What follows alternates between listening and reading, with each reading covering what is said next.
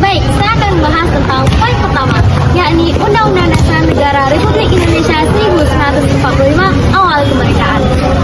Setelah kemerdekaan Indonesia pada tanggal 17 Agustus 1945, Indonesia memerlukan dasar hukum dan konstitusi sebagai pedoman penyelenggaraan negara. Nah, hal ini semua terjadi ketika Jepang janji beri kemerdekaan. Menjelang akhir Perang Dunia Kedua, Jepang yang saat itu sedang terdesak berjanji akan memberikan kemerdekaan kepada Indonesia.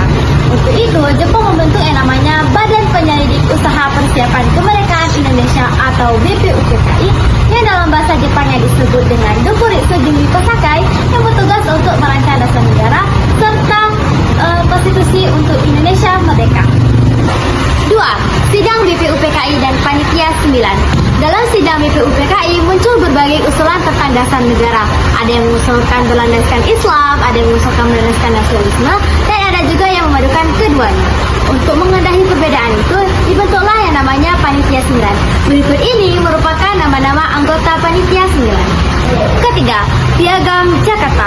Panitia 9 menghasilkan sebuah naskah yang disebut dengan Piagam Jakarta. Piagam ini merupakan rancangan pembukaan Undang-Undang Dasar 1945. Di dalamnya terdapat rumusan Pancasila dengan sela pertama yang berbunyi ketuhanan dengan menjalankan syariat Islam bagi pemeluk-pemeluknya. Jadi bisa dikatakan Piagam Jakarta merupakan cikal bakal terbentuknya Undang-Undang Dasar 1945. 4. Proklamasi kemerdekaan. Setelah Jepang menyerah kepada sekutu, Indonesia segera memproklamasikan kemerdekaannya pada tanggal 17 Agustus 1945.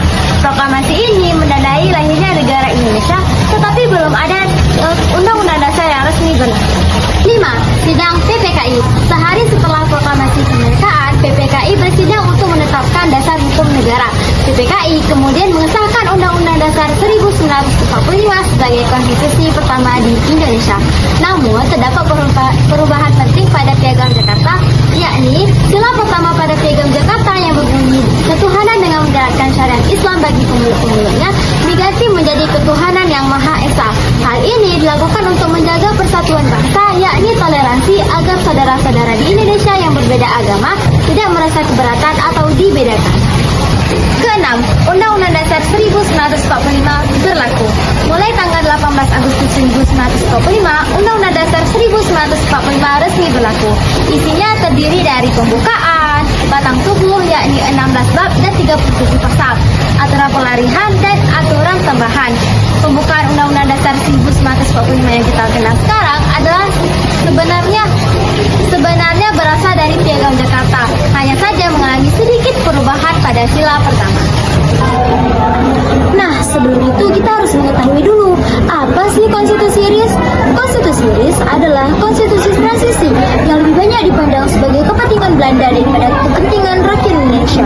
Karena itu usianya sangat singkat, hanya sekitar 8 bulan. Selanjutnya, Konstitusi RIS 1949. Kapan berlaku Konstitusi RIS 1949? Konstitusi RIS 1949 berlaku sejak 27 Desember 1949 hingga 17 Agustus 1950. Dan mengapa terbentuk Konstitusi RIS? Karena setelah perjuangan panjang, Belanda ini mengakui Indonesia melalui Konferensi Meja Bundar. Namun syaratnya Indonesia harus bentuk federal dengan nama Republik Indonesia Serikat atau biasa kita kenal dengan RIS. Oleh karena itu, berlaku Konstitusi RIS 1949. Konstitusi ini mengatur sistem pemerintahan parlementer dan bentuk negara federasi yang terdiri dari negara-negara bagian otonom. Ciri utama dari Konstitusi RIS 1949 ada 3, yaitu 1. Bentuk negara. Bentuk negara yang federal atau serikat dengan 16 negara bagian.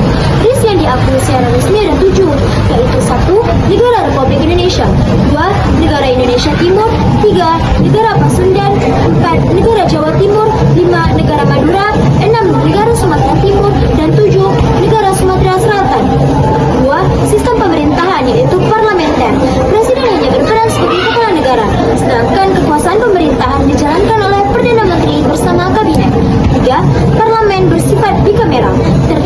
DPR atau Dewan Perwakilan Rakyat, dan Senat Wakil Negara Bagian. Dan setelah pembubaran RIS, Konstitusi RIS digantikan oleh UUDS 1950 pada tanggal 17 Agustus 1950. Dan semenjak 5 Juli 1959, Indonesia kembali menggunakan Undang-Undang Dasar 1945 yang berlaku hingga sekarang.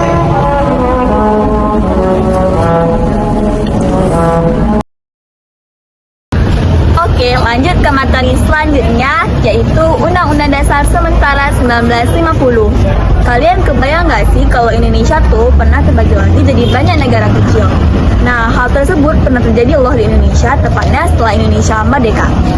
Tapi karena keinginan rakyat sangat kuat untuk bersatu, akhirnya Indonesia kembali lagi menjadi negara kesatuan.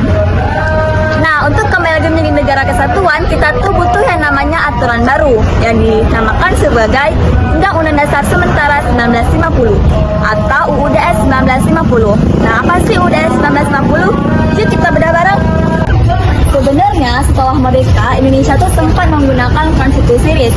Ini adalah aturan yang membuat Indonesia menjadi negara serikat. Artinya ada negara bagian dalam satu negara. Tapi karena banyak rakyat nggak setuju akan hal tersebut, mereka tuh maunya kita bersatu dari Sabang sampai Merauke tanpa adanya sekat. Akhirnya konstitusi RIS dibubarkan dan muncullah kesepakatan pada 19 Mei 1950 untuk kembali lagi menjadi negara kesatuan. Untuk mengisi kekosongan hukum, dibentuklah sebuah panitia untuk menyusun Undang-Undang Dasar Sementara 1950. Naskah ini pun disahkan pada pertengahan Agustus 1950 dan mulai berlaku pada 17 Agustus 1950. Aturan ini dibuat dengan tujuan untuk menjadi aturan sementara sampai ada Undang-Undang Dasar yang permanen. UUDS 1950 itu punya 3 ciri utama yang harus kalian tahu. Yang pertama itu adalah kembali ke negara kesatuan.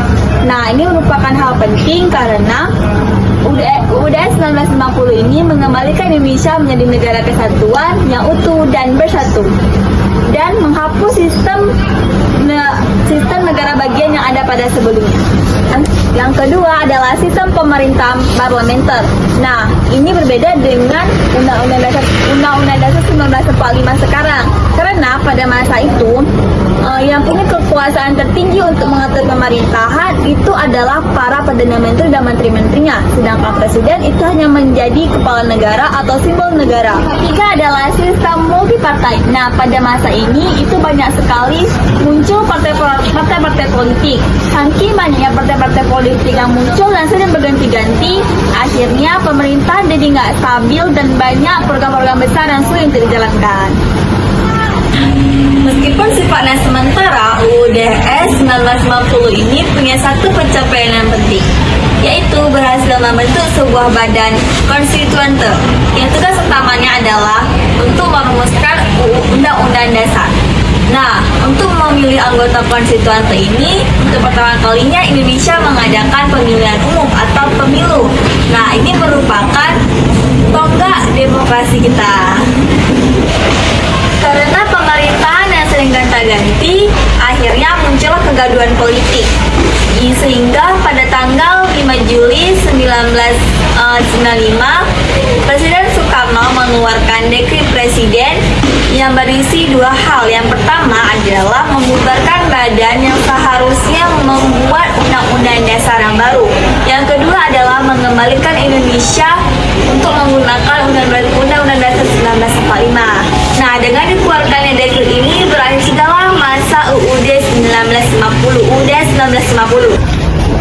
Nah, selanjutnya ada Undang-Undang Dasar 1945 beredar 5 Juli 1959 sampai 19 Oktober 1959. Periode ini merujuk kembali pada masa berlakunya Undang-Undang Dasar 1945 setelah berlakunya Dekret Presiden 5 Juli 1959 hingga 19 Oktober 1999 yang merupakan tanggal disahkannya amandemen pertama Undang-Undang Dasar 1945. Pada masa ini, Indonesia menggunakan Undang-Undang Dasar 1945 sebagai dasar negara dan mengalami berbagai dinamika politik termasuk masa demokrasi.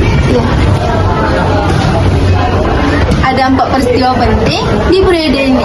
Yang pertama, Dekri Presiden 5 Juli 1959. Presiden Soekarno mengeluarkan dekret untuk mengembalikan Indonesia ke Undang-Undang Dasar 1945 setelah gagalnya konstituente baru.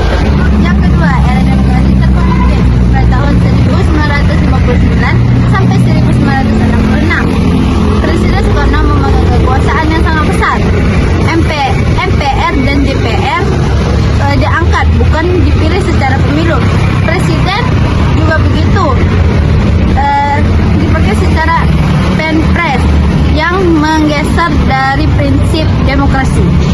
Yang ketiga, era Orde Baru pada tahun 1966 sampai 1998. Undang-Undang Dasar 1945 tetap menggunakan slogan dilakukan secara murni dan konsekuen. Tetapi dalam praktiknya kekuasaan presiden menjadi sangat dominan. Presiden bisa dipilih berkali-kali tanpa batasan.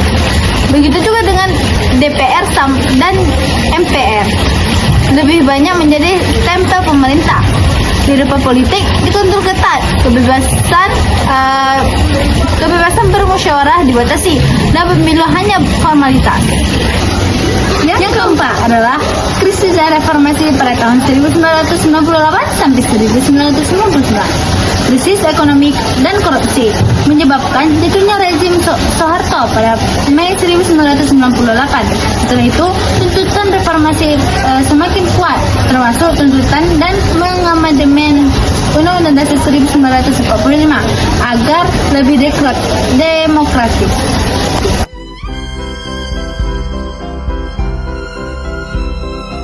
Oke, sekian video pembelajaran pada episode kali ini. Jangan lupa like, comment, and subscribe. Dan jangan lupa aktifin loncengnya biar nggak ketinggalan video-video baru dari kami. Dan sekian dari kami. Terima kasih. Dadah!